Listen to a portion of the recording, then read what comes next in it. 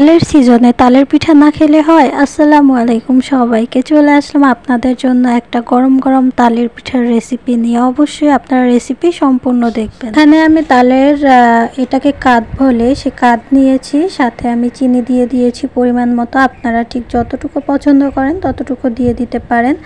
এখন আমি তালের কাঁধের সাথে খুব সুন্দর করে চিনিটা মিশিয়ে নেব। আর আমি কিন্তু এই পিঠাতে কোনো রকমের পানি ইউজ করব না।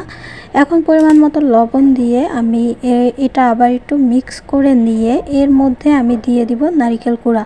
এই তালের পিঠার মধ্যে কিন্তু নারিকেল কুড়া না দিলে আসলে পিঠাটা মানে ভালো লাগে না। আমার কাছে নারিকেল কুড়া দিলে অনেক বেশি মজা লাগে তালের পিঠাটা। তো এটা দিয়ে আমি এখানে আতপ চালের গুঁড়া দিয়ে দিয়েছি। এখানে আসলে আমি কোনো পরিমাণ বলতে পারছি না আমি কি পরিমাণে দিয়েছি। আপনারা গিয়ে এরকম দিয়ে দেখবেন যে আসলে কতটুকু পরিমাণের আতপ চাল, কতটুকু তাল দিলে আসলে পারফেক্ট একটা পিঠা হয়, বুঝতে পারবেন। এই যে দেখেন, আমি এখন সবগুলো উপকরণ খুব সুন্দর করে হাত দিয়ে মেখে নিচ্ছি। আসলে এটা একটা ডো করতে হবে, কিন্তু এটা একদম কিন্তু শক্ত ডো করা যাবে না, একটু নরম নরম টাইপের করা লাগবে।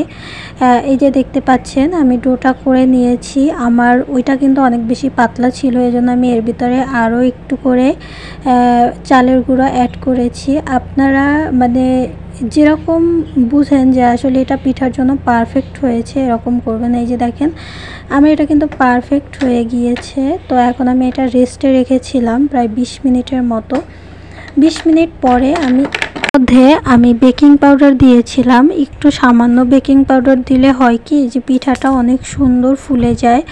আর আমার এই যে আমি ইয়াটা মেখে রেখেছিলাম, দেখেছেন এটা কি সুন্দর কিছুক্ষণ রাখার পরে একদম ঘন হয়ে গিয়েছে।